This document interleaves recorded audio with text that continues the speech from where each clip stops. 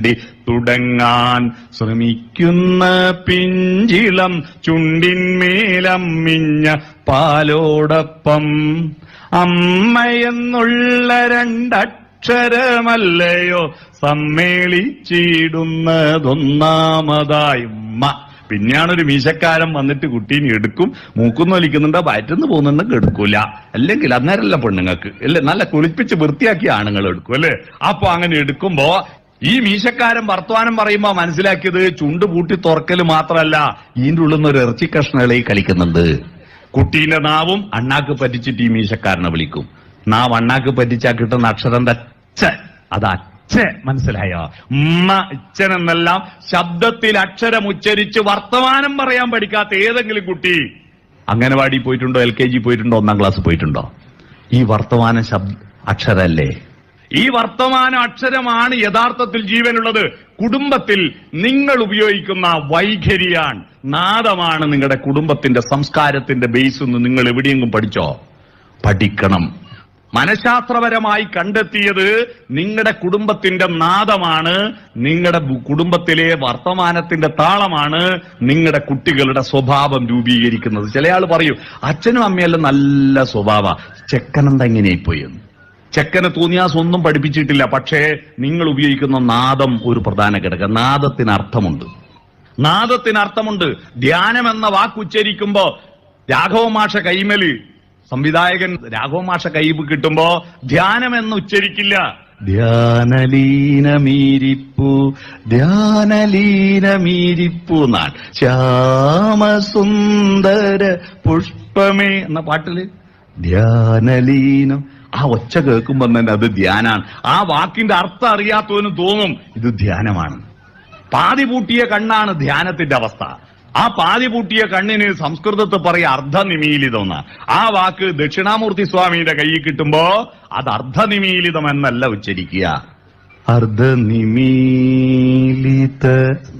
ഹൃദയ സരസിലേ പ്രണയ പുഷ്പമേ ഇനിയും നിൻ കഥ പറയൂ. അർദ്ധനിമീലിത. അർദ്ധനിമീലിതം ആ ശബ്ദത്തിൽ നിന്ന് മനസ്സിലാവും. അക്കരെ എന്ന വാക്കുച്ചരിക്കേണ്ടത് അക്കരെ എന്നല്ല, അക്കരെ എന്നാണ്. സ്വർഗവും നരകവും കാലമാം കടലിൻ അക്കരയോ ഇക്കരയോ. തോണിക്കാരനെ വിളിക്കുന്ന ശബ്ദത്തിലാ ദേവരാജ മാഷ് അക്കരയെ ചിട്ടപ്പെടുത്തിയത്. ഓരോ വാക്കിനും ഒരു ശബ്ദമുണ്ട്. നിങ്ങൾ സ്കൂളും വിട്ടിട്ട് കുട്ടികൾ വന്നാല് നിങ്ങളെ വിളിക്കുക അമ്മേന്ന് വിളിച്ചു, നിങ്ങൾ ചെവി കൊടുക്കല്ല, ഒന്നും പ്രതികരിക്കണ്ട. രണ്ടാമതും വിളിക്കും, മൂന്നാമതും വിളിക്കും. ഈ വിളിയല്ല ഒരേപോലെ ആയിരിക്കും. അമ്മേ അമ്മേ അമ്മേ എന്നല്ല വിളിക്കുക. അമ്മേന്ന് വിളിച്ചിട്ട് ആദ്യം കേട്ടിട്ടില്ലേ ആ അമ്മേ അല്ലേ, അമ്മേ അമ്മേ മാറി മാറി വരുന്നില്ലേ. ഇതിനെല്ലാം ഓരോ വികാരമുണ്ട്. ഈ നാദത്തിൽ അക്ഷരം പഠിപ്പിച്ചത് നിങ്ങളാണ്. മാഷന്മാർ വട്ടത്തിൽ ടാ ഠാ അക്ഷരത്തിന്റെ ചിത്രം വരച്ചു കൊടുക്കുക അല്ലെ. വട്ടത്തിൽ ടാ ഠാ, പകുതി മൈച്ചാറാ, ഉള്ളുക്കൂട്ടിയ രാ, ഉന്തിക്കറ്റിയ എന്നെല്ലാം പറഞ്ഞിട്ട് സൂത്രത്തില് അക്ഷരം പഠിപ്പിച്ചു കൊടുക്കും. പക്ഷെ ഈ ചിത്രം ഉണ്ടല്ലോ, അതിന് രാവിലെ എന്ന് എഴുതിയാൽ 6 മണിക്കും 8 മണിക്കും 10 മണിക്കും രാവിലെയാ. അമ്മ പഠിപ്പിച്ച അക്ഷരത്തിൽ രാവിലെ എന്ന് പറഞ്ഞാലോ 6 മണിക്ക് മുമ്പാ. മാഷക്ക് എഴുതി പഠിപ്പിക്കാനാവോ? രാവിലെ എന്ന് എഴുതി പഠിപ്പിക്കാനാവോ? ഞാൻ ഒരു സ്കൂളിൽ നിന്ന് ചോദിച്ചു കുട്ടികളോട് രാവിലെ എന്ന് എഴുതാനാവോ? 3ാം ക്ലാസ് പഠിക്കുന്ന വിനീത് എന്ന് പറയുന്ന കുഞ്ഞുമോൻ നോട്ട് ബുക്കും കൊണ്ട് എഴുന്നേറ്റ് നിന്നിട്ട് എന്നോട് പറഞ്ഞു, സാറേ സാറേ രാവിലെ എന്ന് എഴുതിയിട്ട് കടലാസ് കീറിപ്പോയി. അമർത്തി എഴുതി. ശബ്ദം മാറുമ്പോ അർത്ഥം മാറും. ഈ നാദത്തിലാണ് നമ്മുടെ കുടുംബ ബന്ധങ്ങൾ ആരംഭിക്കുന്നത്. ഈ നാദത്തിന്റെ താളം രൂപപ്പെടുന്നത് അങ്ങനെയാ. ഇന്ന് ചെറുപ്പക്കാർക്കെല്ലാം ദേഷ്യം വരുന്നതല്ലാണ്ടല്ലേ, ടെമ്പർമെന്റ് കൂടുതലാ. എന്താ കാരണം? എന്തുകൊണ്ട് ചെറുപ്പക്കാർ? ഏതെങ്കിലും കുട്ടി തോന്നിയാസിയായിട്ട് ജനിച്ചിട്ടുണ്ടോ? നിങ്ങളുടെ കുട്ടികളെല്ലാം ദൈവം തന്നല്ലേ. ദൈവം തന്ന കുട്ടിയാകുമ്പോ ചെകുത്താന്റെ ഗുണം തരുവോ, കലീന്റെ ഗുണം തരുവോ? എല്ലാ കുട്ടികളും നാരായണ ഗുരുദേവന്റെ ഒരു വചനം കടമെടുത്താം. മനുജാകൃതി പൂണ്ട ദൈവമോ പരമേശ പവിത്രപുത്രനോ കരുണാവാൻ നബി മുത്തുരത്നമോ ആയിട്ട് ജനിക്കുന്നു.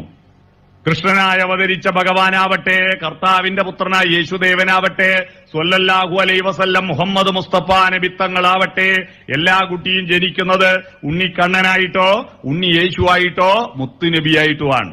എല്ലാ കുട്ടിയും ജനിക്കുന്നത് സർഗാത്മകതയും പ്രതിഭയും കൊണ്ടാണ്. നിങ്ങളുടെ മക്കൾ ജനിക്കുമ്പോ എന്തോ കൊണ്ടുവന്നിട്ടുണ്ട്, നിങ്ങൾ കണ്ടോ? ഒരു കുട്ടിയും നിവർത്തിപ്പിടിച്ച കയ്യുമായി ജനിക്കുന്നില്ല, ചുരുട്ടിപ്പിടിച്ച കയ്യുമായിട്ടാ ജനിക്കുന്നല്ലേ. അപ്പൊ എന്തോ കൊണ്ടുവന്നിട്ടില്ലേ? ഇതൊരു പ്രതീകമാ. എന്താ പ്രതീകം? ഒന്നിന് പകരം മറ്റൊന്ന് കാണിക്കുന്നതിനല്ലേ പ്രതീകം എന്ന് പറയാ. ചുരുട്ടിപ്പിടിച്ച കൈകൾ കുട്ടി ജനിക്കുമ്പോ കൊണ്ടുവന്നത് പ്രതിഭയാണെന്ന് വിചാരിക്കുക. അവൻ ജനിച്ച ഉടനെ നിലവിളിക്കുന്നത് എന്തിനാ? കരയുന്നില്ലേ? കരയുന്ന കണ്ടിട്ട് ആരെങ്കിലും കരയാറുണ്ടോ? നമുക്ക് അവന്റെ ഭാഷ അറിയാത്തതുകൊണ്ട് നമ്മൾ പറയുന്ന കരയുന്നു. അവൻ വിളിച്ചു പറയുന്നത് എന്താണെന്നറിയോ? അച്ഛാ, അമ്മേ, ഞാനിതാ പാട്ടുപാടാനുള്ള കണ്ഠം കൊണ്ടുവന്നിട്ടുണ്ട്, ചിത്രം വരക്കാനും കവിത എഴുതാനുള്ള വെല്ലുകൾ കൊണ്ടുവന്നിട്ടുണ്ട്, അല്ലേ? സ്നേഹിക്കാനുള്ള ഹൃദയം കൊണ്ടുവന്നിട്ടുണ്ട്, ചിന്തിക്കാനുള്ള തലച്ചോറ് കൊണ്ടുവന്നിട്ടുണ്ട്, അധ്വാനിക്കാനുള്ള കൈകൾ കൊണ്ടുവന്നിട്ടുണ്ട്, നൃത്തം ചെയ്യാനുള്ള കാലുകൾ കൊണ്ടുവന്നിട്ടുണ്ട്. ആരുവാങ്ങും ഇന്നാരാമത്തിന്റെ രോമാഞ്ചം. ആർക്കാണിത് വേണ്ടത് എന്ന് ചോദിക്കുകയാണ്. നമ്മുടെ പണി അത് ഏറ്റുവാങ്ങല, നമ്മുടെ കുടുംബത്തിന്റെ പണി അത് വാങ്ങല, അവന് കൊടുക്കലല്ല. ഈ കുട്ടി ദൈവത്തിന്റെ കുട്ടി. പിന്നെ വൃത്തികെട്ടവനായതിന് ഉത്തരവാദി ആരാ? സ്കൂളെ മാഷ. 6 മണിക്കൂറാ സ്കൂളിൽ ഇരിക്കുന്നത്, 18 മണിക്കൂർ നിങ്ങളുടെ വീട്ടിലാ. നിങ്ങളാണോ മാഷാണോ ഉത്തരവാദി? ഊണിലും ഉറക്കലും നിങ്ങളുടെ കൂടെയല്ലേ? അവിടെ അവന് കൊടുക്കേണ്ടത് എന്താ കൊടുത്തത്? നിങ്ങൾ ഭക്ഷണം കൊടുത്തു ശരീരത്തിന് വേണ്ടി. ശരീരത്തെ പോറ്റാനാണെങ്കിൽ നിങ്ങൾ പശുവിനെ പോറ്റിക്കോ, കറന്നു വിൽക്കാലോ. മക്കളൊക്കെ കറന്നു വിൽക്കാൻ പറ്റുമോ? ആട്ടിനെ പോറ്റിയ ഇറച്ചി വിൽക്കാ, കോഴീനെ പോറ്റിയാ മുട്ട വിൽക്കാ. നിങ്ങളെ മക്കളെ മുട്ടയിടുവോ? ഇല്ല. ഇനി എന്തെന്നാ നിങ്ങൾ പോറ്റുന്ന? ഭക്ഷണവും വസ്ത്രവും പാർപ്പിടവും ഒരുക്കി കൊടുത്താൽ എല്ലാമായി എന്ന ധാരണ വേണ്ട. അവന്റെ ഉള്ള്, അവന്റെ മനസ്സ് വളർത്താൻ നിങ്ങൾ എന്ത് ചെയ്തു? അവന്റെ ഹൃദയം വളർത്താൻ എന്ത് ചെയ്തു? ആർദ്രത വളർത്താൻ എന്ത് ചെയ്തു? ഈ ചോദ്യത്തിന് ഉത്തരം കണ്ടെത്താനാണ് കുടുംബ സദസ്സ്. നമ്മൾ എന്താ ചെയ്തത് നമ്മുടെ മക്കൾക്ക് വേണ്ടി? എത്ര അക്കൗണ്ടിൽ പൈസ ഇട്ടിട്ടുണ്ടല്ലേ മക്കൾക്ക് വേണ്ടി. ഭാര്യ ഗർഭിണിയാന്നറിഞ്ഞാൽ പിറ്റേന്ന് തന്നെ ഭർത്താവ് കുറിക്ക് പോയി ചേരും. കാരണം ഇവൻ 18, 19, 20 വയസ്സാവുമ്പോഴേക്ക് ഓനെ കോളേജിൽ ചേർക്കേണ്ട പൈസ, MBBS ചേർക്കേണ്ട പൈസ, പെണ്ണാണെങ്കിൽ സ്വർണം വാങ്ങേണ്ട പൈസ, ഇപ്പോഴേ കുറിന്റെ അടവ് തുടങ്ങണം, എന്നാലേ അപ്പോഴേക്ക് പൈസ കിട്ടും. പണം കൂട്ടിവെക്കുന്നു. പക്ഷേ ഇതൊന്നും വേണ്ട. അവന്റെ ഉള്ളു വളർത്തി കൊടുത്താൽ പിന്നെ നിങ്ങൾ പണവും വേണ്ട, ഒന്നും വേണ്ട, അവൻ വളർന്നോളും. ഉള്ളു വളർത്താൻ എന്താ ചെയ്തത്? ഞാൻ 3 ചോദ്യങ്ങൾ ചോദിക്കാം. ഈ 3 ചോദ്യത്തിന് നിങ്ങൾ ഉത്തരം പറഞ്ഞാൽ മതി. നിങ്ങളുടെ വീട്ടിൽ ഉള്ളു വളർത്തുന്ന അന്തരീക്ഷമുണ്ടോ എന്ന് ഞാൻ 3 ചോദ്യങ്ങള്, അതിലൂടെ ചോറ് വന്തോ നോക്കാൻ കലത്തിലെ മുഴുവൻ പറ്റും നോക്കണ്ടല്ലോ. 1, 2, 3 പറ്റ് പിടിച്ചു നോക്കിയാൽ സ്ഥാലി പുലാക ന്യായേന 2, 3 പറ്റ് പിടിച്ചു നോക്കിയാൽ ചോറ് വന്തോന്ന് മനസ്സിലാവും. നിങ്ങളുടെ കുടുംബത്തിൽ നിന്ന് ഉള്ളു വളർത്താറുണ്ടോ എന്ന് നോക്കാൻ വേണ്ടി 3 ചോദ്യം ചോദിക്കാം. ഫെബ്രുവരി 13 ഒരു പ്രിയപ്പെട്ട ഒരു കവിയുടെ ചരമദിനമാണ്. ആരുടേതാ അത്? ഫെബ്രുവരി 13. ക്ലൂ തരാം.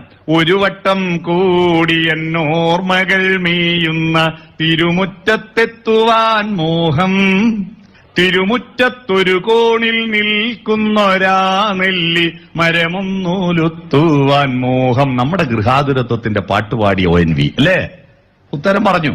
ചോദ്യം ഇതല്ല. ഇനി ആ ചോദ്യം വരാൻ പോന്നേ ഉള്ളൂ. ONV എന്ന് പറഞ്ഞാൽ നമുക്ക് ആരാ? നമുക്ക് നമ്മുടെയൊക്കെ പ്രിയപ്പെട്ട കവിയല്ലേ? എത്ര നല്ല പാട്ടുകളല്ലേ! ആത്മാവിന്റെ സൗന്ദര്യത്തെക്കുറിച്ച് പാട്ടുപാടി തന്ന കവിയല്ലേ?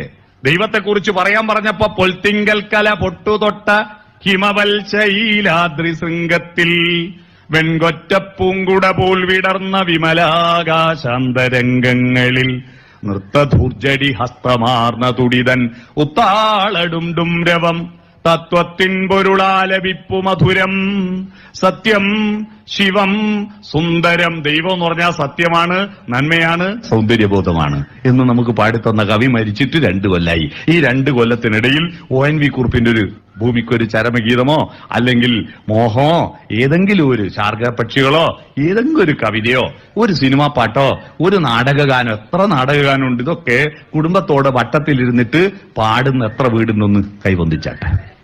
ഇതാണ് ഒന്നാമത്തെ ചോദ്യം. ഒരു കവിത ചൊല്ലുന്ന, ഒരു പാട്ടുപാടുന്ന, ഒരു കഥ വായിക്കുന്ന കുടുംബം എത്രയുണ്ടെന്ന ചോദ്യം. സാക്ഷര കേരളമാണ്. മലയാള ഭാഷയുടെ പിതാവിന്റെ സ്ഥലത്താണ് നിങ്ങളുള്ളത്. നിങ്ങളുടെ വീട്ടിൽ എന്തിനാ നിങ്ങൾ വീടുണ്ടാക്കി? ഒരാൾ കൈയുയർത്തുന്നില്ല. ഇല്ല. നിങ്ങൾ വീടെന്തിനുണ്ടാക്കി? വീടെന്ന് പറഞ്ഞാൽ ഭക്ഷണം കഴിക്കാൻ, ഹോട്ടല്, കിടന്നുറങ്ങാൻ ലോഡ്ജ്, ടോയ്ലറ്റ് പോവാൻ അല്ലേ? എന്താ ടോയ്ലറ്റ് കോംപ്ലക്സ്, കംഫർട്ട് സ്റ്റേഷൻ അല്ലേ? ഇതാണോ നിങ്ങളുടെ വീട്? Hotel plus lodge plus comfort station ആണോ നിങ്ങളുടെ വീട്? ക്ലോക്ക് റൂം, സാധനങ്ങൾ സൂക്ഷിക്കുന്ന ക്ലോക്ക് റൂം. ഇതാണോ നിങ്ങളുടെ വീട്? നിങ്ങളുടെ വീട്ടിൽ സ്വപ്നങ്ങൾ അലങ്കരിക്കാറുണ്ടോ? കടയിൽ പോയിട്ട് 199 റുപ്യേന്റെ മഹാത്ഭുതം എന്ന് കണ്ടാൽ പൈസ കുറഞ്ഞ എന്തും വാങ്ങിക്കൊണ്ടെന്നിട്ട് വീട്ടിൽ ഇങ്ങനെ നിരത്തും. നിങ്ങൾ എന്താണ് വീട്ടിൽ നിരത്തുന്നത്? സ്വപ്നങ്ങൾ കൊണ്ട് അലങ്കരിക്കാറുണ്ടോ? ഒരു കവിത ചൊല്ലുന്നില്ലെങ്കിൽ എന്തിനാ നിങ്ങൾ ഭക്ഷണം കഴിക്കുക, കിടന്നുറങ്ങുക, ഉണ്ണുക, ഉറങ്ങുക, ഉണ്ണിണ്ടാക്കുക, വിസർജിക്കുക, ഈ പണിയെടുക്കാൻ മാത്രമാണോ വീട്? ഇതാണോ? അല്ല. Child is the father of മാൻ എന്നാണ് പറയുന്നത്. കുട്ടിയാണ് ഒരു മനുഷ്യന്റെ പിതാവ്. ആ കുടുംബം, അവിടെ നിന്നാണ് നിങ്ങളെ അക്ഷരം പഠിപ്പിച്ചത്. അക്ഷരം പഠിപ്പിച്ചത് ആരാ? സ്കൂളെ മാഷല്ല, അംഗനവാടിയിലെ ടീച്ചറല്ല. അവരൊന്നും മഹാമേരുക്കളാണ്. അവരുടെ അടുത്തൊന്നുമല്ല നമ്മളിങ്ങ് താഴെ നിൽക്കുന്ന. പിന്നെ പണ്ട് പഠിച്ചൊരു ശ്ലോകമുണ്ട്, അഹംച ത്വംച രാജേന്ദ്ര ലോകനാഥാവുഭാവി ബഹുപ്രീഹിരഹം രാജൻ ത്വം ഷഷ്ടി തൽപുരുഷൻ. ഹേ രാജാവേ, നമ്മൾ രണ്ടുപേരും ലോകനാഥന്മാരാണ്. ഞാൻ ബഹുവ്രീഹിയും അങ്ങ് ഷഷ്ടി തൽപുരുഷനുമാണ്. അത്രയും വ്യത്യാസമുള്ളൂ. ഒരു കവി പറഞ്ഞ ഞാൻ ബഹുവ്രീഹിയ, ലോകനാഥനായിട്ടുള്ളവനാരോ അവൻ എന്നാണ് ബഹുവ്രീഹിയിൽ വിഗ്രഹിച്ചാൽ കിട്ടുക. എന്നാൽ അങ്ങ് ലോകത്തിന്റെ നാഥനുമാണ്. അതുപോലെ സാഹിത്യത്തിന്റെ നാഥന്മാരാണ് ജിസ ടീച്ചറും അതുപോലെ പിന്നെ സ്മിത പർണിയൻ, അങ്ങനെയുള്ള ആളുകളൊക്കെ അതിന്റെ പ്രഗത്ഭന്മാരാണ്. അവരൊക്കെ ഈ ഒരു ചെറിയ ലോകനാഥനായിട്ടുള്ള സാഹിത്യത്തിന്റെ ഒരു മൂല മാത്രം കണ്ടിട്ടുള്ള എന്നെ വിമർശിച്ചിട്ട് അവരുടെ ഫേസ്ബുക്ക് വാളിൽ ഒരു പോസ്റ്റ് ഇടുന്നു എന്ന് പറയുന്നത് എനിക്ക് കിട്ടിയ വലിയൊരു അവാർഡായിട്ട്. അതുപോലെ നമ്മുടെ പിന്നെ രാജശ്രീ ടീച്ചറുടെ ഇപ്പോ വൈറലായ ഒരു പുസ്തകം ഉണ്ടല്ലോ, കല്യാണിയും ദാക്ഷായണിയും. അത് ഫേസ്ബുക്കിൽ എഴുതുമ്പോ എഴുതിയിട്ട് 4 ദിവസം ഫേസ്ബുക്കിൽ എഴുതിയപ്പോ ഞാനിട്ട കമന്റ് ഞാനിപ്പോ സ്ക്രീൻഷോട്ട് എടുത്ത് സൂക്ഷിച്ചിട്ടുണ്ട്. ഞാനിട്ട കമന്റ് ഇതായിരുന്നു, ഇതൊരു വലിയ സംഭവമാവും മലയാള സാഹിത്യത്തിൽ, ഇതൊരു വലിയ സംഭവം. ടീച്ചറെ, ഇത് വെറും ഫേസ്ബുക്ക് കഥയാക്കണ്ട, ഇതൊരു ഗംഭീര സാധനാക്കിയിട്ട് നിങ്ങൾ പുറത്തിറക്കൂ, ഗൗരവത്തിലെടുക്കൂ എന്ന് പറഞ്ഞിട്ട് ഞാനൊരു കമന്റ് ഇട്ടിരുന്നു. ടീച്ചർ ആ പുസ്തകം പ്രസിദ്ധീകരിക്കുന്ന അവസരത്തിൽ ഇങ്ങനെ വന്ന ഒരുപാട് കമന്റുകളെ ആണ് എനിക്ക് ആ നോവലാക്കിയിട്ട് പൂർത്തീകരിക്കണമെന്ന ഒരു തോന്നലുണ്ടായത് എന്ന് ടീച്ചർ പറഞ്ഞ് എനിക്ക് ഓർമ്മയുണ്ട്. അപ്പൊ അത്തരത്തിൽ ഈ സാധാരണ മനുഷ്യർക്കും സാഹിത്യത്തിൽ ഇടപെടാൻ കഴിയും എന്ന് തെളിയിക്കലാണ് എന്റെ പണി. സോഷ്യൽ മീഡിയകൾ നിങ്ങൾ ശ്രദ്ധിച്ചോ? യൂട്യൂബിൽ ഏറ്റവും കൂടുതൽ ലൈക്ക് കിട്ടുന്നത്, ഏറ്റവും കൂടുതൽ കമന്റ് കിട്ടുന്നത് പിന്നെ വൃത്തികെട്ട അശ്ലീല പോസ്റ്റുകൾക്കാണ്. അത് നിങ്ങൾ ശ്രദ്ധിച്ചോ? ഏറ്റവും കൂടുതൽ വരുമാനം ഉണ്ടാക്കുന്നത് തമാശകളും, തമാശയേക്കാൾ വരുമാനം ഉണ്ടാക്കുന്നത് പിന്നെ ചില സ്ത്രീകൾ ഒരുമ്പെട്ട് പുറപ്പെട്ടിട്ടാണ്.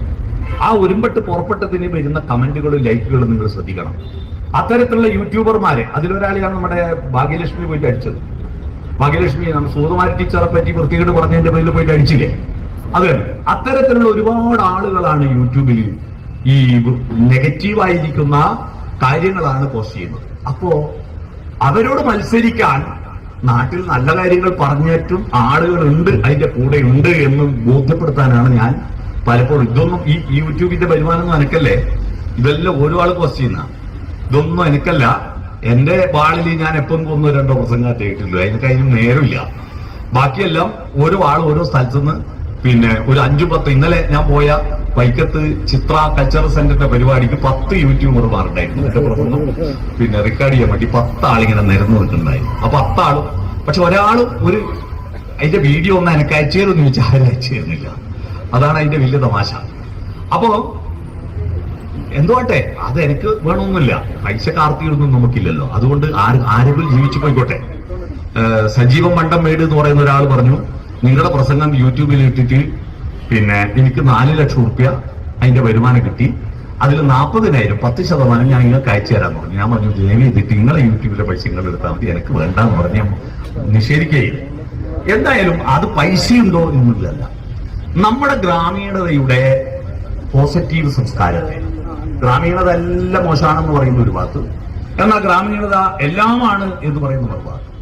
ഞാൻ പുതിയ തലമുറയെ പ്രൊമോട്ട് ചെയ്തുകൊണ്ട് ഒരുപാട് പ്രസംഗങ്ങൾ നടത്താറുണ്ട്, അവരുടെ അനുഭവങ്ങളെയൊക്കെ. പക്ഷെ കുറെ ആളുകൾ എന്നെ ടാർഗറ്റ് ചെയ്തിട്ട് നിങ്ങൾ പഴമയുടെ മാമനാണ് എന്ന് പറഞ്ഞാൽ ചില പ്രസംഗങ്ങൾ മാത്രമേ അവർ കണ്ടിട്ടുള്ളൂ. എന്ന് വെച്ചാൽ പൂർവ്വ വിദ്യാർത്ഥി സംഗമങ്ങളിൽ സ്ഥിരമാണ്.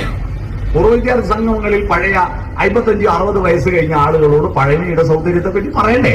പക്ഷെ അതാണ് ഞാൻ പഴമയുടെ അംബാസഡറാണ് എന്ന് പറഞ്ഞിട്ട് ബോധപൂർവ്വം പ്രചരിപ്പിക്കുന്നത്. ഞാനാണ് ഈ അടുത്ത കാലത്ത് ഇറങ്ങിയ ഏറ്റവും നല്ല കവിതകളെ, ഏറ്റവും നല്ല കഥകളെ ഏറ്റവും കൂടുതൽ പ്രസംഗങ്ങളിൽ ഉപയോഗിക്കുന്ന ഒരാൾ ഞാനാണ്. പുതിയ കവിതകളും കഥകളും നന്നായിട്ടുണ്ട്, ഗംഭീര സാധനമുണ്ട്. പക്ഷേ അത് ഉൾക്കൊള്ളാൻ പറ്റിയ ഒരു ഭാവുകത്വമുള്ള ഒരു പുതിയ ആസ്വാദനത്തിന്റെ തലത്തിലേക്ക് നമ്മുടെ പുതിയ തലമുറ എത്തുന്നില്ല എന്നതാണ് പ്രശ്നം. എത്തുന്നുണ്ട്. നമ്മുടെ പാഠപുസ്തകങ്ങളിൽ പുതിയ നല്ല കവിതകളുണ്ട് കേട്ടോ, നല്ല പുതിയ നമ്മൾ ഇപ്പോ ഇവർ ഇറക്കുന്ന പാഠപുസ്തകങ്ങളിലൊന്നും പുതിയ ഭാവുകത്വത്തെ കുറിച്ച് തിരിച്ചറിയാനുള്ള കവിതകളൊന്നും ഇല്ല കേട്ടോ. വളരെ വൈലോപ്പള്ളി ശ്രീധരമേനോന്റെ സഖ്യന്റെ മകനും യുഗപരിവർത്തനം പോലുള്ള അപൂർവം ചില കവിതകളിൽ മാത്രമേ പൊരുത്തപ്പെടുകയും തിരുത്തപ്പെടുകയും ചെയ്യുന്ന വാക്കുകളുമായി ബന്ധപ്പെട്ടിട്ട് കുറച്ച് കാര്യങ്ങളുള്ളൂ. ബാക്കിയെല്ലാം നമ്മൾ ഈ പുലരിയോടൊത്തൊന്നും പൂന്തോപ്പിയിലെത്തുന്ന പൂമ്പാറ്റ കുഞ്ഞുങ്ങൾ എന്തു ചന്തം എന്ന നേരിട്ട് ആസ്വാദനത്തിന്റെ രസത്തിന്റെ സൗന്ദര്യത്തിന്റെ തലത്തിലേക്ക് കൊണ്ടുപോകുന്നതല്ലാതെ അതിന്റെ ആഴത്തിലേക്ക് പോയിട്ട് പുതിയ പുതിയ ആധുനിക സാഹിത്യവുമായി കണക്ട് ചെയ്യാൻ കുട്ടികളെ പ്രേരിപ്പിക്കുന്ന പുസ്തകങ്ങൾ നമ്മുടെ കാലത്ത് പാഠപുസ്തകങ്ങളിൽ ഉണ്ടായിരുന്നില്ല. പക്ഷെ എങ്കിലും ഈ നമ്മൾ യാത്ര പോകുമ്പോ വഴിയരികിലുള്ള മരങ്ങളെല്ലാം അതിവേഗതയിൽ പുറകോട്ട് പോകും. പക്ഷെ ദൂരെയുള്ള കുന്നുകൾ നമ്മുടെ കൂടെ ഓടി വരും. ദൂരെയുള്ള അമ്പിളിമാമൻ ചന്ദ്രക്കല നമ്മുടെ കൂടെ ഓടി വരും എന്ന് പറഞ്ഞ പോലെ നമ്മുടെ ജീവിതയാത്രയിൽ കുറച്ച് പ്രായം കൂടുമ്പോ പഴയതെല്ലാം ഓടി വരികയും പുതിയതെല്ലാം പെട്ടെന്ന് മറന്നുപോവുകയും ചെയ്യുന്നത് ഒരു മനുഷ്യന്റെ ഒരു പ്രത്യേകതയാണ്. ആ പ്രത്യേകതയുടെ സാധ്യതയാണ് DC ബുക്സ് പഴയ പുസ്തകങ്ങൾ ഇറക്കുന്നത്. പക്ഷെ ആ പഴയ പുസ്തകങ്ങളും പുതിയ തലമുറ വായിക്കണ്ടേ? അത് വേണം. ക്ലിക്ക് ക്രൂ ക്രൂ ക്രൂ എന്ന് പറഞ്ഞാൽ തിരിയാത്ത ഒരൊറ്റ ആളും പഴയ തലമുറയിലില്ല. പക്ഷെ പുതിയ തലമുറ ഇപ്പൊ അത് തിരിച്ചറിയാൻ തുടങ്ങി. എന്താണ്? സുരേഷ് തിരിഞ്ഞു നോക്കി എന്നാ പാഠം, ആ പാഠത്തിലൊരു മൈനയെ കുറിച്ചുള്ളതാണെങ്കിലും ആ പാഠത്തിന്റെ ക്ലീ ക്രൂ ക്രൂ ക്രൂ എന്ന ശബ്ദം യഥാർത്ഥത്തിൽ ഒരു കവിത പോലെ അന്നത്തെ തലമുറയുടെ ഹൃദയത്തിൽ പതിഞ്ഞിട്ടുണ്ട് എന്നൊരു സത്യമാണ്. ആവതി കിംകരണീയം സ്മരണീയം ചരണയുഗളമമ്പായാം എന്ന പരമാർത്ഥം ആ വേങ്ങയിൽ കുഞ്ഞിരാമൻ നായനാരും അതുപോലെ കാച്ചിൽ കൃഷ്ണപിള്ളയും ഇവരൊക്കെ അന്നത്തെ സാധാരണ കുട്ടികളുടെ ഹൃദയത്തിൽ സ്ഥാനം പിടിച്ചിട്ടുണ്ട്. ആ സ്ഥാനം പിടിച്ചത് വെച്ചിട്ടാണ് നമ്മൾ അന്ന് തയ്യാറാക്കി വെച്ചിരിക്കുന്ന നമ്മുടെ ഒരു ആസ്വാദനത്തിന്റെ ഒരു അടിത്തറയുണ്ട്. ആ ആസ്വാദനത്തിന്റെ അടിത്തറയും ഇന്ന് പുതിയ തലമുറയുടെ ആസ്വാദനത്തിന്റെ അടിത്തറയിൽ ഇന്നത്തെ കവിത ഏത് സാഹചര്യത്തിലാണ് ഉണ്ടാവുന്നത് എന്നൊന്നും നമുക്ക് പറയാൻ പറ്റില്ല. ഞാനൊരു കവിത വായിച്ചു, ഒരു പോലീസുകാരൻ എഴുതിയ കവിതയാണ്. ആ കവിത വരും വരാതിരിക്കില്ല എന്നാണ്. വരും വരാതിരിക്കില്ല, നല്ല മനോഹരമായ കവിതയാണ്. പക്ഷേ ആ കവിത ആ പോലീസുകാരന്റെ ഒരു ഇന്റർവ്യൂവിൽ ആ കവിത എഴുതാൻ പശ്ചാത്തലം എന്താണെന്ന് ചോദിച്ചപ്പോഴാണ് എനിക്ക് വല്ലാതെ ഒരു വേവാത്ത ചേനക്കസം തിന്ന പോലെ ചൊറിയാൻ തുടങ്ങിയത്. ആ കവിത എഴുതിയത് മംഗലാപുരം വിമാനത്താവളത്തിൽ ഒരുത്തൻ സ്വർണം കടത്തുമ്പോൾ പിടിച്ചിട്ട് വിഴുങ്ങിക്കളഞ്ഞു. സ്വർണം വിഴുങ്ങിക്കളഞ്ഞു. എന്നിട്ട് അവന് വയറിളക്കേണ്ട മരുന്നും കൊടുത്തിട്ട് ആസ്പത്രിയിൽ അഡ്മിറ്റ് ചെയ്ത കാവലിൽ നിൽക്കുന്ന പോലീസുകാരൻ എഴുതിയ കവിതയാണ് വരും വരാതിരിക്കില്ല. അതിന്റെ ഒരു വിചിത്രമായ അനുഭവം നോക്കുക. അപ്പൊ ഞാൻ പറഞ്ഞു വന്നത്, കവിത പല സാഹചര്യത്തിൽ പുതിയ നല്ല കവിതകൾ ഉണ്ടാകുന്നുണ്ട് കേട്ടോ, നല്ല കവിതകൾ ഉണ്ടാകുന്നു. പക്ഷെ ഈ നല്ല കവിതകൾ പഴയ തലമുറ വായിക്കുന്നില്ല. എന്നാൽ പുതിയ തലമുറ വായിച്ചിട്ട് അത് പ്രചരിപ്പിക്കുന്നില്ല. പഴയ കവിതകളൊന്നും തന്നെ പുതിയ തലമുറ വായിക്കുന്നില്ല. അപ്പൊ ഈ കവിതയുടെ ഒരു കവിത എന്ന് പറഞ്ഞാൽ പൊട്ടിമുളച്ച് വരുന്നതല്ല, ഒരു പ്രവാഹമല്ലേ. പഴയത് പഠിക്കാതെ നമ്മൾ സ്കൂൾ പഠിക്കുമ്പോൾ മധ്യകാല കവിത അത് പഠിച്ച് ആധുനിക കവിത, അതിന്റെ തുടർച്ചയായിട്ടാണ് ആധുനിക കവിത. അതിന്റെ ഇടയിലുള്ള കണശന്മാരെ പറ്റിയും വെൺമണി മഹാനമ്പൂതിരി അച്ഛൻ അപ്പ നമ്പൂതിരിനെയും ഒക്കെ പഠിച്ച് അതിനുശേഷമാണ് ആധുനിക കവിത്രയങ്ങളെ പറ്റി പഠിച്ച് എന്നിട്ടാണ് ചങ്ങമ്പുഴിയെയും വൈലോപ്പള്ളിയെയും ഒക്കെ പഠിക്കുന്നത്. എന്നിട്ടാണ് നമ്മൾ ONV കുറുപ്പിനെയും പി ഭാസ്കരനെയും പഠിക്കുന്നത്. എന്നാൽ ഇപ്പോഴത്തെ പാഠപുസ്തകങ്ങളിൽ അന്ന് പഠിച്ചത് വേണ്ടത്ര, അന്നത്തെ ആ തുടർച്ച വേണ്ടത്ര ഇല്ല. ആ തുടർച്ചയില്ല എന്ന് മാത്രമല്ല, പുതിയത് കവിതകൾ നമ്മുടെ കുട്ടികൾ നന്നായിട്ട് പഠിക്കും. ഞാനിപ്പം എന്റെ മോൻ +2 പഠിക്കുന്നത്. ഓന്റെ കവിത, ഓന്റെ പാഠപുസ്തകങ്ങളെല്ലാം മലയാളത്തിൽ ഞാൻ തന്നെ എടുത്തു കൊടുക്കുക. അത് പരീക്ഷന്റെ ഒരാഴ്ച മുമ്പ് അച്ഛൻ എടുത്തു തന്നാൽ മതി, വേറൊന്നും വേണ്ട, അത്രയേ ഉള്ളൂ. അച്ഛൻ എടുത്തു തന്നാൽ പിന്നെ വേറൊന്നും വേണ്ട എന്നവൻ പറയില്ലേ. ഒരാഴ്ച മുമ്പേ ഞാൻ അതെല്ലാം എടുത്ത് ഒന്ന് അതിൽ വിശദീകരിച്ചു കൊടുക്കും. അപ്പൊ അങ്ങനെ വിശദീകരിച്ചു കൊടുത്താൽ അതിനെ ഉൾക്കൊള്ളും. അപ്പൊ അങ്ങനെ അതിനു വേണ്ടിയിട്ട് ആ കവിതകളെല്ലാം പഠിച്ചു നോക്കുമ്പോ പിന്നെ വളരെ വളരെ ആഴത്തിലുള്ള മനസ്സിനെ എക്സ്പ്ലോർ ചെയ്യുന്ന ബ്രെയിൻ സ്റ്റോമിങ് നടത്തുന്ന ഒരുപാട് കവിതകളും കഥകളും നമ്മുടെ പുതിയ കാലഘട്ടത്തിൽ ഉണ്ടായിട്ടുണ്ട്. ഒരുപാട് കവിതകളും കഥകളും പാഠപുസ്തകത്തിലുണ്ട്. പക്ഷെ ആ കവിതകളും കഥകളൊന്നും തന്നെ ക്ലാസ് മുറിക്ക് പുറത്തിറങ്ങുന്നില്ല. അതാണ് സത്യം. നമ്മൾ പഠിച്ച കാലഘട്ടത്തിലുള്ള കവിതകളും കഥകളെല്ലാം സ്കൂളിൽ പഠിച്ചവനും അറിയാം, പഠിക്കാത്തവനും അറിയാം. ക്ലാസിന്റെ പുറത്തിറങ്ങി നടക്കുമായിരുന്നു, നാട്ടിലൂടെ നടക്കുകയായിരുന്നു. അന്ന് ഞാനിപ്പോ ഗോപന്മാരെല്ലാരും ഭജനമോരോന്നിൽ ഗോരസമോരോന്നേ ഉരിച്ചപ്പുളന്ന് ആ പാഠം പഠിക്കാത്തവർക്കും അറിയാമല്ലോ. ആ പാഠം പഠിക്കാത്തവർക്കും പിന്നെ ചെറുശ്ശേരിയുടെ ആ വരികൾ അറിയാം. കുഞ്ചനമ്പ്യാരുടെ പല കവിതകളും മുമ്പിൽ നടന്നീടിന് ഗോവ് തന്നെ പിള്ളേ ഗമിക്കും ബഹു കോക്കളെല്ലാം എന്നത് അത് സ്കൂളിൽ പഠിച്ചവനും അറിയാം, പഠിക്കാത്തവനും അറിയാം. അന്ന് പാഠപുസ്തകങ്ങൾ ഇറങ്ങി നടക്കുമായിരുന്നു. ഇന്ന് പാഠപുസ്തകങ്ങൾ ക്ലാസിന്റെ പുറത്തിറങ്ങി നടക്കുന്നില്ല. അതാണ് ഏറ്റവും സങ്കടം. ജീവിതവുമായിട്ട് കണക്ട് ചെയ്യുന്നില്ല. അന്ന് ഞങ്ങൾക്ക് ജീവിതവുമായി ഈ പാഠപുസ്തകങ്ങൾ എങ്ങനെയാ കണക്ട് ചെയ്ത് നമുക്ക് വലിയ പിടിയില്ലായിരുന്നു. A+B whole square A² + 2AB + B² എന്ന് ബൈഹാർട്ട് പഠിക്കാഞ്ഞിട്ട് 100 പ്രാവശ്യം ഇമ്പോസിഷൻ എഴുതിക്കാറുണ്ട്. അന്ന് ഇതെന്തിനാ പഠിക്കണമെന്ന് മനസ്സിലായില്ല. എന്ന് കുത്തനെ 100 പ്രാവശ്യം എഴുതും, എന്നിട്ട് പ്ലസ് 100 പ്രാവശ്യം എഴുതും, എന്നിട്ടാണ് നമ്മളന്ന് 100 പ്രാവശ്യം തിരക്കുക. എന്നാൽ അതിന്റെ അർത്ഥം ഞാൻ കഴിഞ്ഞ ദിവസം 39 വർഷത്തിന് ശേഷം 10ാം ക്ലാസ്സിലെ ഞങ്ങളുടെ പൂർവ്വ വിദ്യാർത്ഥി സംഗമത്തിനാണ് A+B ഹോൾ സ്ക്വയറിന്റെ അർത്ഥം നേരിട്ട് കണ്ടത്. അന്ന് പെൺകുട്ടികൾ വേറെ ആൺകുട്ടികൾ വേറെയാ ക്ലാസ്, ഒന്നിച്ചിരിക്കില്ല. കാരണം കൃത്യ മാനേജ്മെന്റ് സ്കൂളായതുകൊണ്ട് അച്ഛന്റെ ധാരണ ഇത് രണ്ടും അടുത്ത് വെച്ച എല്ലാ പെൺകുട്ടികളും ഒരേ ക്ലാസ്സിൽ ഇരുന്നാൽ എല്ലാ പെൺകുട്ടിയും ഗർഭിണിയാവുന്ന അത്ര ഒരു പേടിയുണ്ടായിരുന്നു. ക്ലാസ്സിൽ ഒന്നിച്ചിരുന്നാൽ പെൺകുട്ടികൾ ഗർഭിണിയായി പോകുന്നുള്ള ഒരു പേടി ഉണ്ടോന്ന് അറിയില്ല. പെൺകുട്ടികളെ ക്ലാസിന്റെ ഭാഗത്തേക്ക് നോക്കാൻ പോലും ആൺകുട്ടികൾ പോലില്ല. ആൺകുട്ടികളെ ക്ലാസിന്റെ ഭാഗത്ത് നോക്കാൻ പെൺകുട്ടികൾ പോലില്ല. ഞങ്ങൾ കണ്ടിട്ടില്ല. 1 മുതൽ 7 വരെ എന്റെ ക്ലാസ്സിൽ ഇരുന്ന് പഠിച്ച പെൺകുട്ടി, ഞങ്ങൾ ഒന്നിച്ച് കളിച്ചു വളർന്ന പെൺകുട്ടിയെ പിന്നെ ഞാൻ കാണുന്നത് നിർമ്മലേരി കോളേജിൽ PTCക്ക് ചേർന്നേരാ. അതിന്റെ ഇടയിൽ കണ്ടിട്ടില്ല. സ്കൂൾ പഠിക്കുമ്പോൾ കണ്ടിട്ടേ ഇല്ല. ദൂരെ നടന്നു പോകുന്ന കണ്ടിട്ടുണ്ട്, അടുത്ത് കണ്ടിട്ടില്ല. അപ്പൊ ഞങ്ങളിപ്പോ പൂർവ്വ വിദ്യാർത്ഥി സംഗമം വെച്ച് നോക്കുമ്പോ ആൺകുട്ടികളും പെൺകുട്ടികളായിട്ട് 184 ആള് വന്നു. അന്നേരാണ് ഈ ആൺകുട്ടിയും പെൺകുട്ടിയും അടുത്ത് കണ്ടപ്പോഴാണ് എന്തെല്ലോ ഒരു എന്താ പറയാ ഒരു വല്ലാത്തൊരു കാഴ്ചയായിരുന്നു അത്. അതാണ് A ആണും B പെണ്ണുമായിട്ട് നിൽക്കുമ്പോ ഇത് പറയുമ്പോൾ എനിക്ക് പേടിയുണ്ട്. അങ്ങനെ B എന്താ പെണ്ണിനാക്കി, എന്താ A ആണിനായിക്കൂടെ എന്നുള്ള പൊളിറ്റിക്കൽ കറക്റ്റ്നെസ്സിനെ പറ്റിയെല്ലാം ചോദിക്കാൻ ആളുണ്ടാവും എനിക്ക് പേടിയുണ്ട്.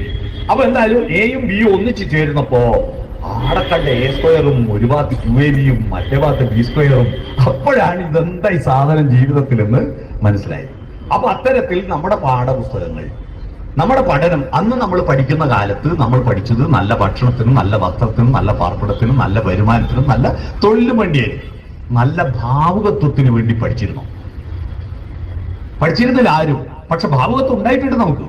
ആ ഭാവുകത്വമാണ് ഇന്നത്തെ തലമുറ. ഇപ്പൊ ഈ DC ബുക്സ് പ്രസിദ്ധീകരിക്കുന്ന പുസ്തകങ്ങൾ വായിക്കുന്നവരെല്ലാം അന്നത്തെ ഭാവുകത്വം ഉണ്ടായവരാണ്. പുതിയ തലമുറ എത്രത്തോളം വായിക്കുന്നുണ്ടെന്ന് ലൈബ്രറി കൗൺസിലിൽ ഞാൻ ഏറെക്കാലം പണിയെടുത്തതാണ്.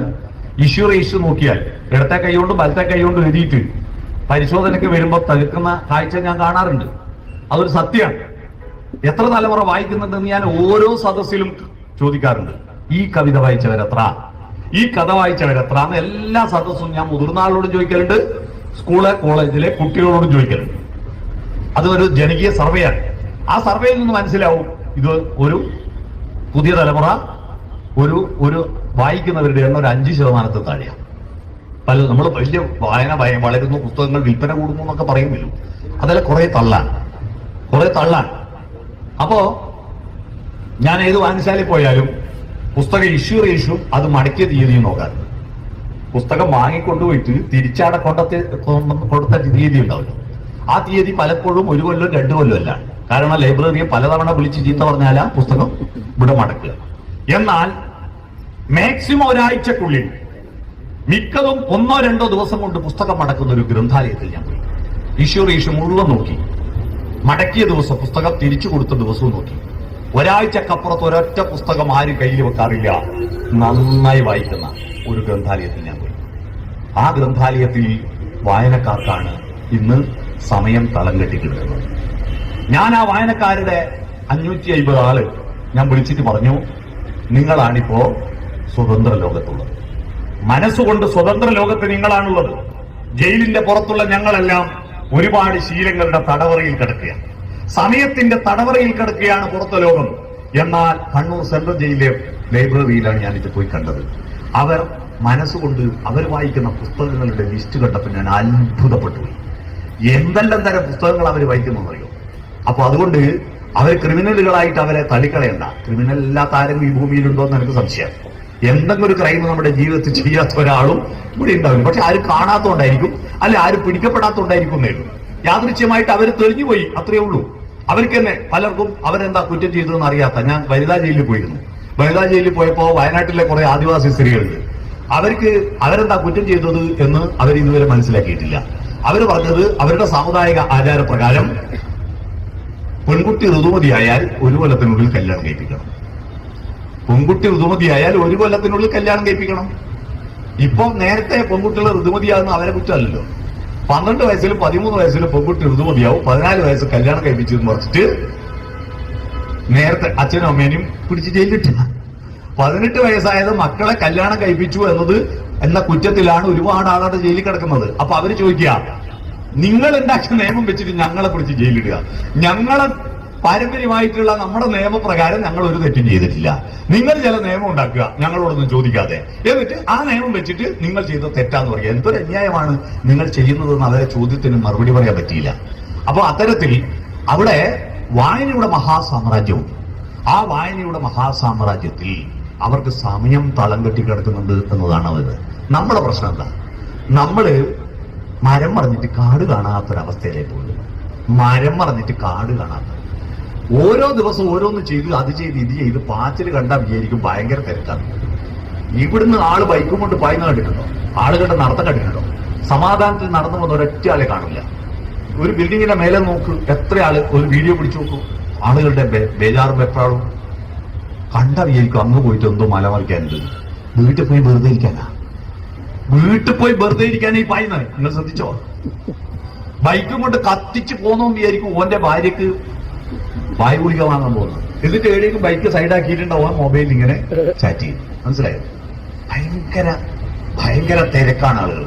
പക്ഷെ ഈ തിരക്ക് വെറുതെയാ. തിരക്കുണ്ടെന്ന് ഫീൽ ചെയ്യാ. കൂത്തുപറമ്പെന്ന് ചിറ്റാരിപ്പറമ്പിലേക്ക്, എന്റെ നാട്ടില് ചിറ്റാരിപ്പറമ്പിലേക്ക് സാധാരണ ബസ്സിന് 25 മിനിറ്റ്, സാധാരണ ബസ്സിന് 25 മിനിറ്റ്. മാനന്തവാടി ബസ് ലിമിറ്റഡ് സ്റ്റോപ്പിന് ബസ് കയറിയാൽ 5 മിനിറ്റ് നേരത്തെ എത്തും. 20 മിനിറ്റേ ഉള്ളൂ. ആ 5 മിനിറ്റ് നേരത്തെ എത്താൻ വേണ്ടി ആൾ അരമണിക്കൂർ കാത്തുപോകും ലിമിറ്റഡ് സ്റ്റോപ്പ് ബസ്സിന്. ഇതിനെന്തറിയോ? ഫീൽ ചെയ്യാൻ. ഞാൻ സ്പീഡിലാ പോകുന്നതെന്ന് ഫീൽ ചെയ്യാൻ വേണ്ടിയിട്ട്, അല്ലാതെ ഇത് ഉറ്റുമ്പോഴുള്ള അസ്വസ്ഥത, അല്ലെ? അസ്വസ്ഥത. അപ്പൊ ഞാൻ പറഞ്ഞു വന്നത്, നമ്മുടെ എന്തെല്ലോ മനഃശാസ്ത്രപരമായി നമ്മൾ എന്തെല്ലോ കരങ്ങിപ്പോയിട്ടുണ്ട്. അതിനെ തിരിച്ചു പിടിക്കാൻ വീണ്ടും പുസ്തകങ്ങളിലേക്ക് പോകുന്ന, കാലദേശത്തിന് അതീതമായിട്ട് ലോകത്തിലേക്ക് മനുഷ്യൻ അതിജീവിക്കാൻ ശ്രമിച്ചപ്പോൾ നമ്മുടെ മനുഷ്യനായിരുന്നു. കാലദേശബോധം നമുക്കല്ലേ ഉള്ളൂ. ഇത് പുതുവർഷ മത്സരം ഏതെങ്കിലും പക്ഷിമൃഗാദികൾക്ക് പുതുവത്സരമുണ്ടോ? ജനുവരി 2 അറിയുന്ന ഏതെങ്കിലും പശുവോ പട്ടിയോ കൊച്ചിയുണ്ടോ? ഇത് തലശ്ശേരി മുനിസിപ്പാലിറ്റിയാണെന്ന് മുനിസിപ്പാലിറ്റിയിൽ നിന്ന് വിതരണം ചെയ്ത ഏതെങ്കിലും സബ്സിഡി നിരക്കിൽ വിതരണം ചെയ്ത പശുവിന് അറിയോ ഇത് തലശ്ശേരി മുനിസിപ്പാലിറ്റിയാണെന്ന് അറിയില്ല. അവർക്ക് ഏരിയ നാടെന്ന് അറിയില്ല. ഇത് ഇന്നെന്താ ആഴ്ച എന്നറിയില്ല. അവരിങ്ങനെ പോകുന്നു. അത്രയേ ഉള്ളൂ. നമ്മൾ കാലത്തിനും ദേശത്തിന്റെയും ബോധം നമുക്കുണ്ട്. ആ ബോധത്തെ മറികടക്കാൻ ഉള്ള പരിശ്രമത്തിന്റെ ഭാഗമായിട്ടാണ് നമ്മൾ എല്ലാ അന്വേഷണങ്ങളും. നമ്മുടെ വാഹനങ്ങൾ കണ്ടെത്തിയത് ദേശത്തെയും കാലത്തെയും മറികടക്കാനാണ്. കൂടുതൽ ദേശത്തിലെത്തണം, അതും എളുപ്പത്തിൽ വേഗത്തിലെത്തണം. കാലദേശങ്ങളെ മറികടക്കാനാണ് വാഹനങ്ങൾ. ആ മറികടക്കാനുള്ള വാഹനങ്ങൾ ഇന്ന് ഒരുപാടുണ്ട്. പക്ഷേ ആ കാലദേശത്തെ മറികടക്കുന്ന മനസ്സോ, ആ മനസ്സ് വണ്ടി ഓടിക്കുമ്പോൾ സ്പീഡ് പോകാന്നല്ലാതെ ആ മനസ്സിനെ കാലത്തിനും ദേശത്തിനും അപ്പുറത്തേക്ക്, ഏതൊരു സിനിമാ പാട്ടിൽ സ്നേഹം കൊണ്ടൊരു തോണിയുണ്ടാക്ക് കാലത്തിനറ്റത്തു പോകാമെന്നൊരു പാട്ടിൽ, ആറ്റു നോറ്റുണ്ടായൊരുങ്ങി കാലത്തിന്റെ അറ്റത്തേക്ക് പോകാൻ, കാലാധിപർത്തിയായി ദേശാധിപർത്തിയായിട്ട് യാത്ര ചെയ്യുവാനുള്ള കരുത്ത്, ആ കരുത്ത് നമുക്ക് ഏറ്റവും കൂടുതൽ പ്രദാനം ചെയ്യുന്നത് പുസ്തകങ്ങളാണ്. ആ പുസ്തകങ്ങളിലൂടെ നമ്മൾ ഇവിടെയെല്ലാം യാത്ര ചെയ്യുന്നു. ഈ ഭൂമി മൊത്തം കത്തുന്നത് മനസ്സ് കാണാൻ പറ്റിയ ഒരു മനുഷ്യനുണ്ട്, അറിയാമോ? നമുക്കൊരു വലിയൊരു തീപിടിച്ച ഒരു പീടിയ കത്തുന്നോ അല്ലാണ്ട് അതിന്റെ അപ്പുറം നമ്മുടെ മനസ്സിൽ കൊള്ളുവോ? ഭൂമി മൊത്തം നമുക്ക് കിട്ടുമോ? നമ്മുടെ മനസ്സിന്റെ ഉള്ളിൽ കിട്ടുമോ? ഭൂമി മൊത്തം നമുക്ക് കിട്ടുന്നത് ഭൂമിയുടെ ഗ്ലോബേ കിട്ടൂ, ഭൂമി കിട്ടൂല. അന്ന് ആ ഭൂമി മൊത്തം തീപിടിച്ചാൽ, കടലിൽ മൊത്തം തീപിടിച്ചാൽ എങ്ങനെ ഉണ്ടാവും? അത്രയും വലുപ്പത്തിൽ എനിക്ക് കാണാൻ പറ്റുമെന്ന് പറഞ്ഞ ആളാണ് സി വി രാമപിള്ള. അതുകൊണ്ടാണ് അദ്ദേഹത്തിന് രാമരാജ ബഹദൂർ എന്ന് പറയുന്ന നോവൽ എഴുതാൻ പറ്റിയത്. ഞാൻ രാമായണം വായിച്ചതിനേക്കാൾ എനിക്ക് ആസ്വാദനം കിട്ടിയത് രാമരാജ ബഹദൂറാണ് കേട്ടോ. രാമരാജ ബഹദൂർ എത്ര തവണ വായിച്ചു, ഓരോ തവണ വായിക്കുമ്പോഴും ഒരു പുതിയ പുതിയ സാധനം ഇങ്ങനെ കിടന്നു വരാം. അതൊരു ചരിത്രാഖ്യായികയാണ്, പക്ഷെ അതിലെ കഥാപാത്രങ്ങളും അതിലെ സന്ദർഭങ്ങളും നാടകീയമായി സന്നിവേശിപ്പിച്ചിരിക്കുന്ന ഒരു അത്ഭുതമാണ്.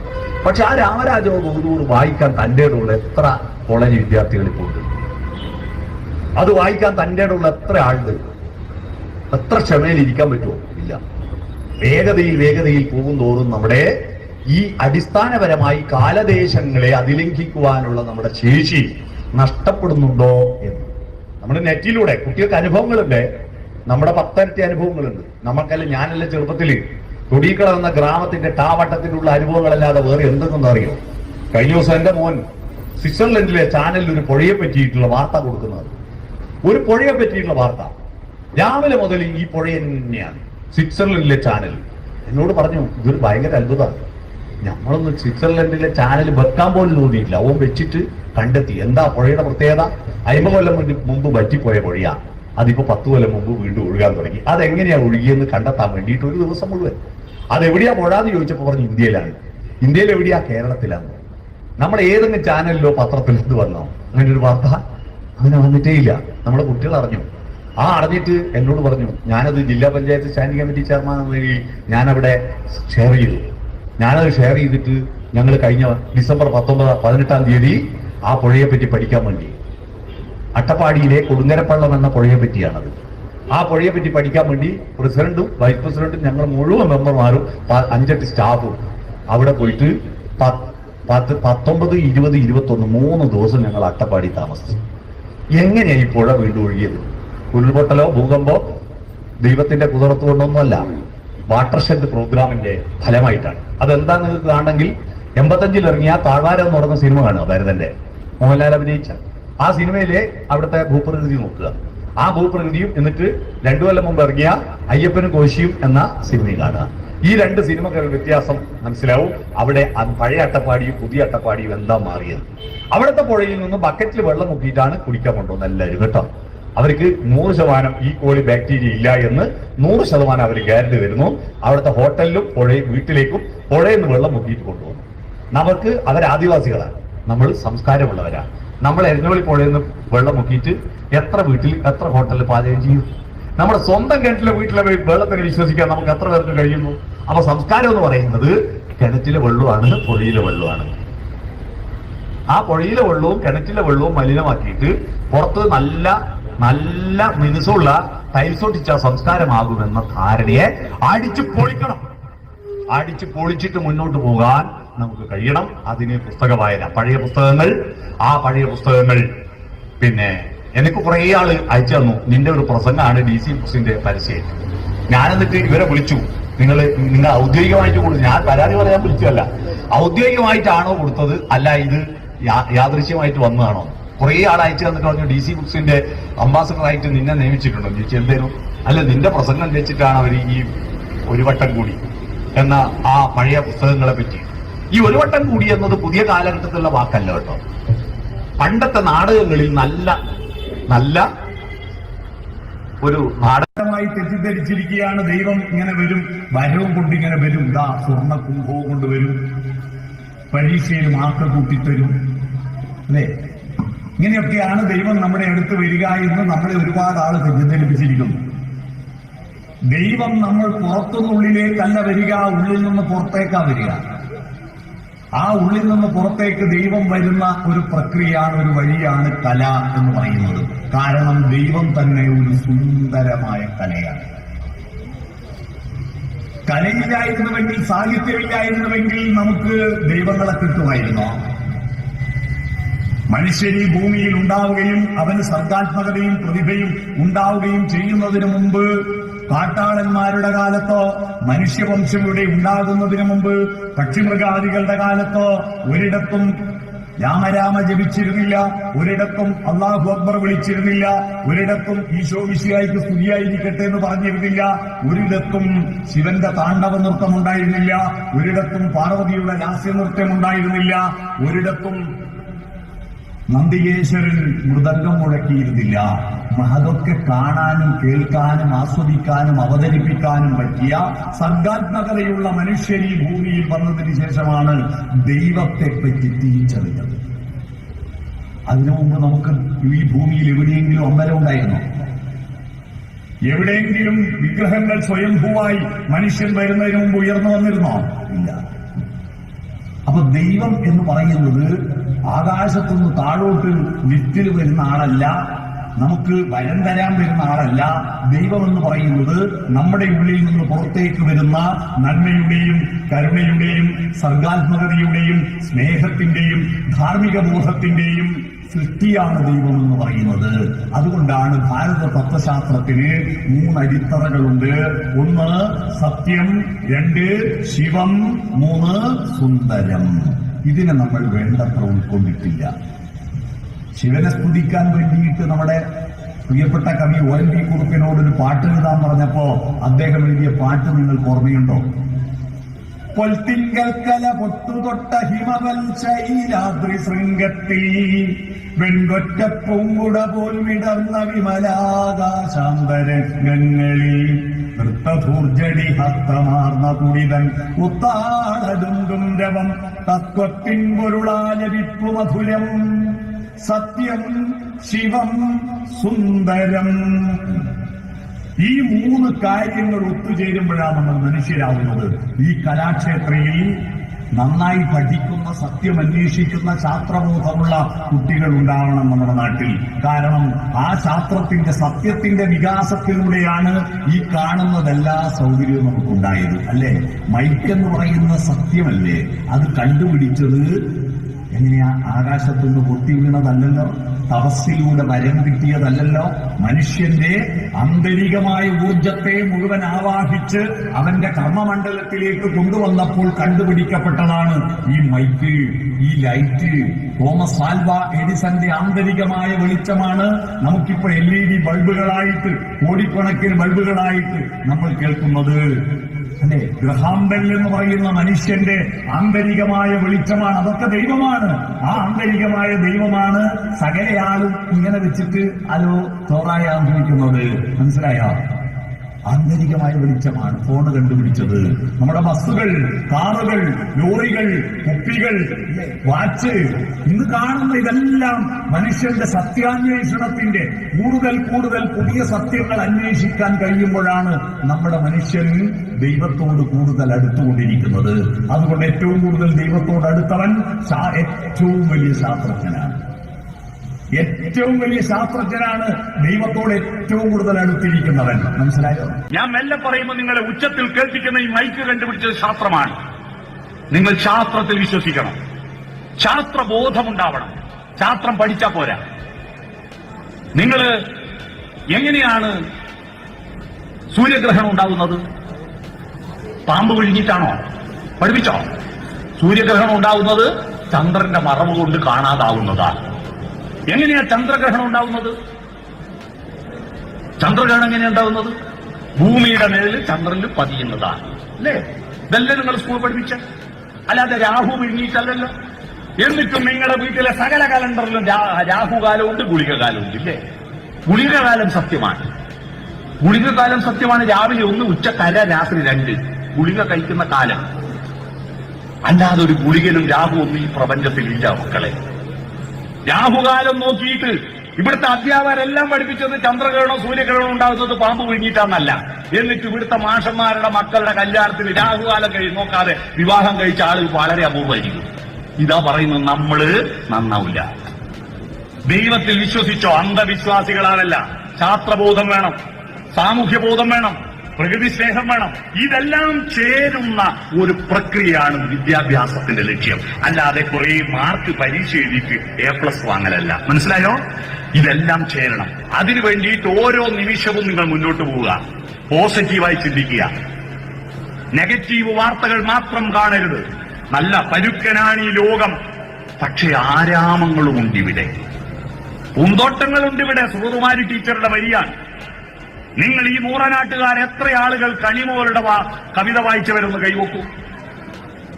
നൂറനാട്ടുകാർ കണിമോളുടെ കവിത വായിച്ച എത്ര ആളുണ്ട് ഒന്ന് കൈവക്കൂ.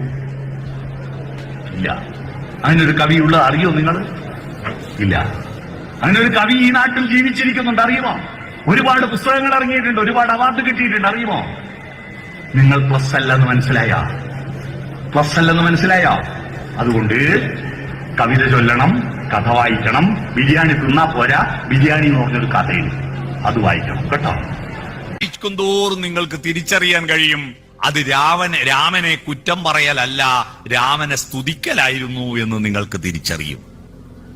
ഓരോ വരിയിലും ഈ രായും മായും കൂട്ടിവെച്ചിട്ടുണ്ട്, യായും നായും കൂട്ടിവെച്ചിട്ടുണ്ട്, അറിയുമോ? ഈ അധ്യാത്മരാമായണത്തിൽ എല്ലാ ഈരടിയിലും ഒരൊറ്റ ഈരടി ഒഴിച്ച് മറ്റെല്ലാ ഈരടിയിലും രായുണ്ട്, മായുണ്ട്, യായുണ്ട്, നായുണ്ട്. ഏതെങ്കിലും ഒരക്ഷരം ഇല്ലാത്ത ഒരു ഈരടിയില്ല. ഈ 4 അക്ഷരങ്ങളിൽ ഒന്നെങ്കിലും ഇല്ലാത്ത ഒരു ഈരടിയും രാമായണത്തിൽ ഇല്ല. ഒന്നുണ്ട്, ഒന്ന് കുറവ്. ആ ഈരടി ഏതാന്നറിയുന്ന ആരും കൊണ്ട് ഇവിടെ ഒന്ന് കൈപൊക്കിയ. രാന്നോ മാ എന്നോ യാന്നോ നാന്നോ അക്ഷരമില്ലാത്ത ഒറ്റൊരു ഈരടിയുണ്ട്. ആർക്കെങ്കിലും അറിയാവോ? ക്വിസ് മത്സരത്തിൽ നിങ്ങൾക്ക് ചോദിക്കാൻ പറ്റിയതാ. ആർക്കെങ്കിലും അറിയാവോ? ആവതല്ലാത്തതു ചിന്തിച്ചു ഖേദിച്ചു ചാവതിനെന്തവകാശം കവികളെ എന്ന ഈരടിയിൽ ഒഴിച്ച് മറ്റു മുഴുവൻ ഈരടിയിലും ഈ 4 അക്ഷരത്തിൽ ഏതെങ്കിലും ഒരു അക്ഷരമുണ്ട്. ശ്രദ്ധിക്കണം. അപ്പൊ ഈ രാമായണം എന്ന് പറയുന്നത് എന്താണ്? കേവലം രാമന്റെയും സീതയുടെയും കഥയല്ല, കേവലം ഒരു ആധ്യാത്മിക ദർശനങ്ങൾ, ഫിലോസഫികൾ പറയുന്ന ഒരു കാവ്യമല്ല. രാമായണത്തിൽ നമുക്ക് പഠിക്കേണ്ട ഒരുപാട് പാഠങ്ങളുണ്ട്. അതിൽ ഒന്നാമത്തെ പാഠം അതിന്റെ ശില്പഭദ്രമായ കഥാപാഠമാണ്. ഇത്രയും മനോഹരമായ ഒരു കഥ നിങ്ങൾ അറിയണം. ഒരുപാട് കഥകൾ എഴുതി തഴക്കവും പഴക്കവും വന്നിരിക്കുന്ന ഒരുപാട് കഥകൾ വായിച്ചു കഴിഞ്ഞിട്ട് അതിന്റെ ഘടന മനസ്സിലാക്കിയ കാഥികന്മാരൊന്നും അല്ലല്ലോ രാമായണം എഴുതിയത്, ആദ്യം തന്നെ എഴുതിയതാ. എന്നാൽ ആ ആദ്യം തന്നെ എഴുതിയ കഥക്ക് ഇത്രയും ശില്പഭദ്രമായിരിക്കുന്ന ഒരു കഥ, ഇത്രയും മനോഹരമായ പരിണാമഗുപ്തി, ഇത്രയും മനോഹരമായ സംഘർഷാത്മകത, ബാലകാന്ഡം, അയോധ്യാകാന്ഡം, ആരണ്യകാന്ഡം, കിഷ്കിന്ധകാന്ഡം, സുന്ദരകാന്ഡം, യുദ്ധകാന്ഡം. എന്താണ് ഈ 6 എന്താണ് ഈ 6?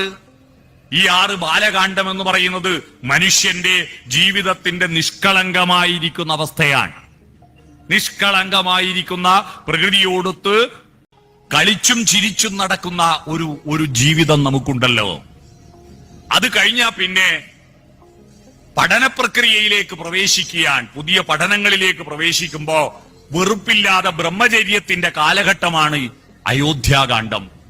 ആ കാണ്ഡത്തിൽ യുദ്ധമരുത്, അയോധ്യ എന്ന് പറയുന്നത് യുദ്ധമരുതാത്തത് എന്നാണ്. അയോധ്യ എന്ന വാക്കിന്റെ അർത്ഥം എന്താ?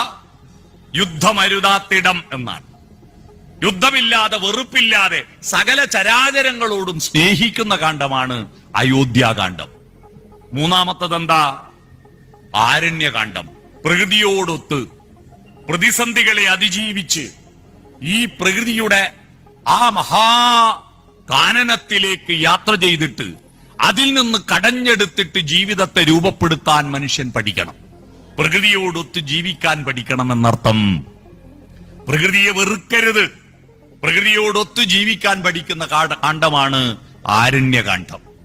അത് കഴിയുമ്പോഴേക്ക് മനുഷ്യന്റെ ഉള്ളിൽ കൗമാരത്തിന്റെയും ജീവിതത്തിന്റെയും സന്ത്രാസങ്ങൾ ഒത്തുചേരുമ്പോ ഒരു വാനരത്വമുണ്ട് നമ്മുടെ ഉള്ളിൽ. നിങ്ങളുടെ ഉള്ളിലെല്ലാം ഒരു കുരങ്ങനില്ലേ? നമ്മൾ ചിലപ്പോ നമ്മൾ തന്നെ തോന്നാറില്ലേ നമ്മളെ പറ്റിയിട്ട് ഞാനെന്തെല്ലാം കളിക്കുന്നപ്പാ? ഒരു കുരങ്ങത്വം നമ്മുടെ ഉള്ളിലുണ്ട്. അതാ കിഷ്കിന്ധാകാന്ഡം. വാനരത്വം, ആ വാനരന്മാരുടെ ചാബല്യങ്ങൾ, ആ ചാബല്യങ്ങളിൽ അത് തമ്മിലുള്ള യുദ്ധങ്ങൾ, അതിൽ ജ്യേഷ്ഠന്റെ ഭാര്യയെ അനുജന്റെ ഭാര്യയെ ജ്യേഷ്ഠൻ ഭാര്യയാക്കി വെക്കുക, ജ്യേഷ്ഠനെ കൊന്നതിന് ശേഷം ജ്യേഷ്ഠന്റെ ഭാര്യയെ അനുജൻ ഭാര്യയാക്കി വെക്കുക. കുടുംബ ബന്ധങ്ങളിൽ ഒരു വിധത്തിലുള്ള നിയമവും വ്യവസ്ഥയൊന്നുമില്ലാതെ ഒരു കൊരങ്ങത്വമുണ്ട് നമ്മുടെ ഉള്ളിൽ.